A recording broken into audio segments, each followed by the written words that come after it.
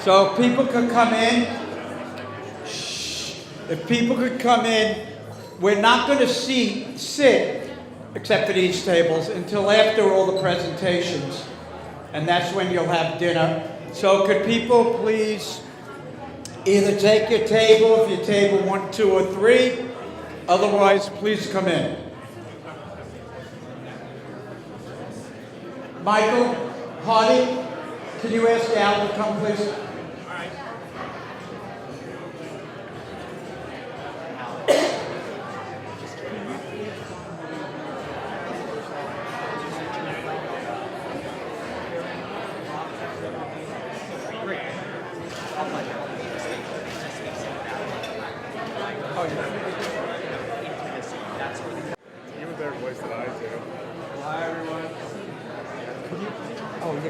We got him. Hi everyone, keep moving inside and around to the left, just so folks can make their way in. Okay, could you find Reverend?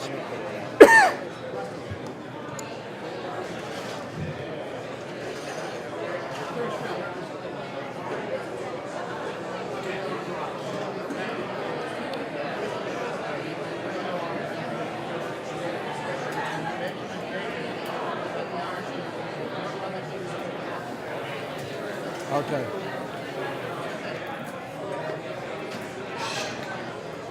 Hello, can everybody please, one more time, could people please come in?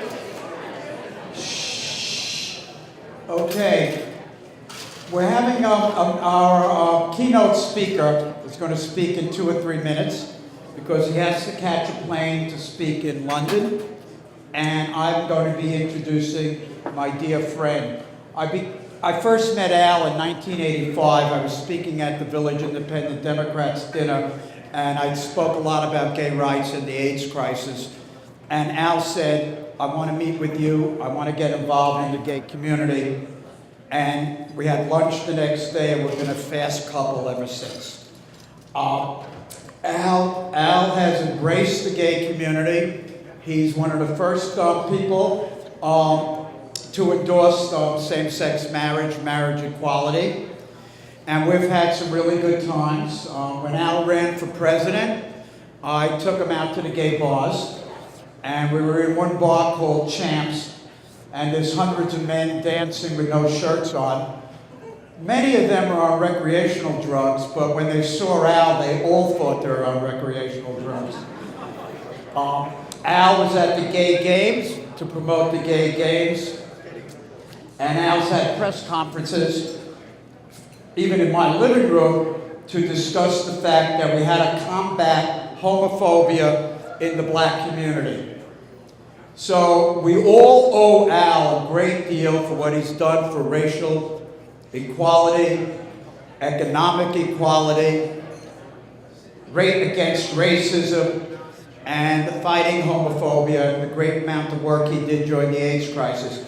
But I want to tell you something about Al that I've never told anybody.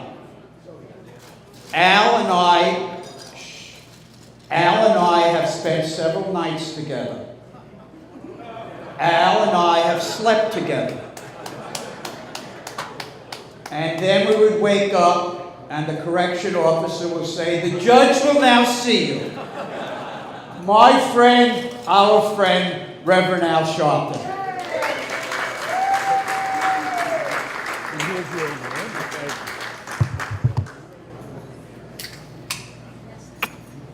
Thank you very much, and thank you for this award. Let me say 2 things that are noteworthy about today. Today is the 50th anniversary of the assassination of Robert F. Kennedy. And a little over a month and a half ago, we paused and dealt around the country with the assassination of Dr. King 50 years ago. And many of us remember it was Robert Kennedy that stood in Indiana and talked the night that Dr. King was killed about we must keep the fight going, and not knowing that he would be killed on June the 4th of the same year. I thought that tonight, as I was headed here, when we hear the Supreme Court decision today, I have the same message that we must keep the fight going. It is a dark day when we see people use morality to try and cut the rights off of people. And I've said over and over again, as Mayor Dinkins, who's here, and others, that you cannot have civil rights for anyone unless you have it for everyone.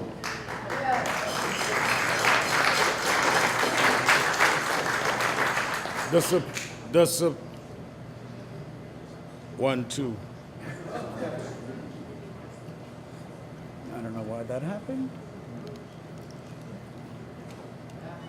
Taylor. Batteries. I can talk louder now. All right, I'll talk louder. Probably a Republican microphone, but anyway. I think that it is important tonight, though this was already planned in an annual event, that we commit ourselves to fighting, because this decision today is only a warning of worse to come if we don't stand together. You cannot be progressive for your silo. You must be progressive for everyone. And we've said, as I was saying, Mayor Dinkins and many of us have said in the black community, that civil rights cannot include homophobes, cannot include misogynists, and cannot include those that are against anyone. To legislate that and to have courts rule that is a threat to all of us, because they do not want any of us to have rights and any of us to go forward. So I would hope that with all that we do tonight and all of the fun we'll have, that we will remember that this is a fight, and they've declared war on all of our rights. And a signal of that was that Supreme Court decision today. It is something that must be resisted, denounced, we must fight it, and we must also put in people in office and higher office that will give us a court that understands what it means to talk about one nation under God with liberty and justice for all, and all means all. They may not have meant that when they wrote it, but we're going to make them mean that in our time.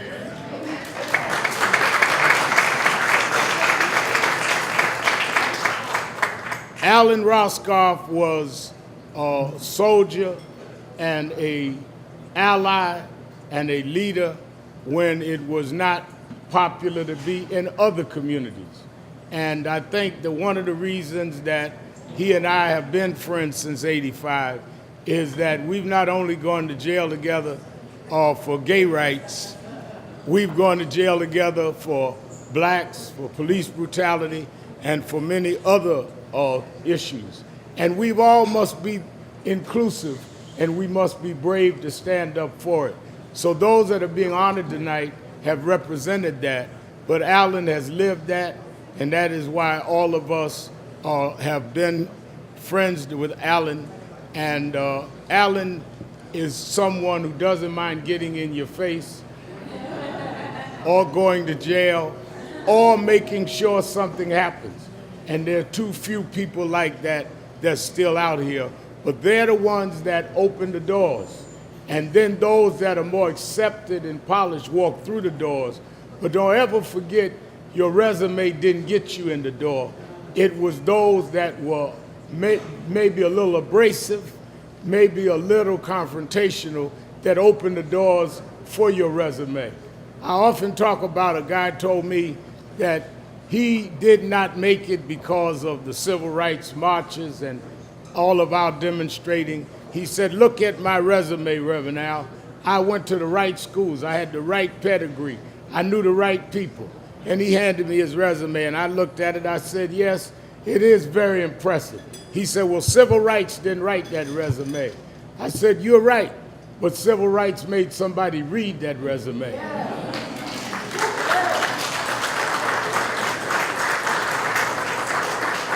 And you must be the vanguard that continues that, because the doors are cracked open but they're trying to slam them shut.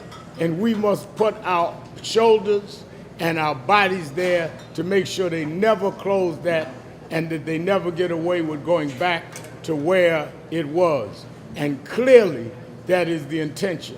But I come to say tonight that whether we are black or Latino, whether we're LGBTQ, whether we're Jewish, whatever we are, we will not be trumped just because we lost an election. Thank you. God bless you. I love you, you know that. We'll reconvene in a half hour. Drink. It's cocktail hour. Thank you.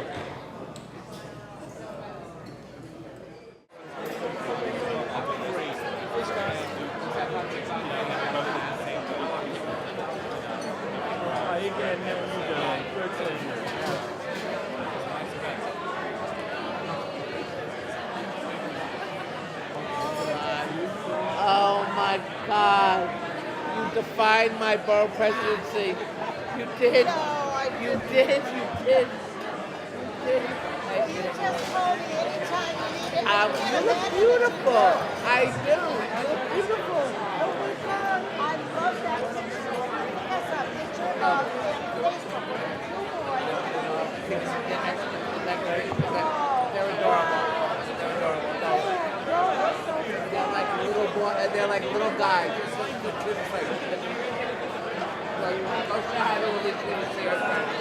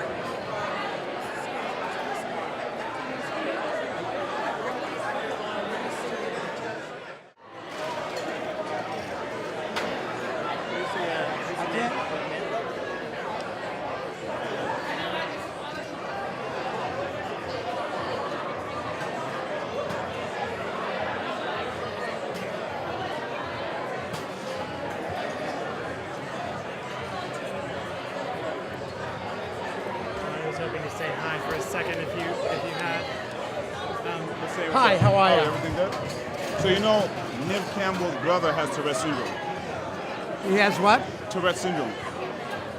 Christian? Is that her brother? The younger brother? Yeah. Christian? No, Christian doesn't. We're best, It was another brother. maybe like she another mentioned. brother. Yeah. Alright, 'cause I remember Because I would know if Christian had it. We're best friends. His younger brother. Okay.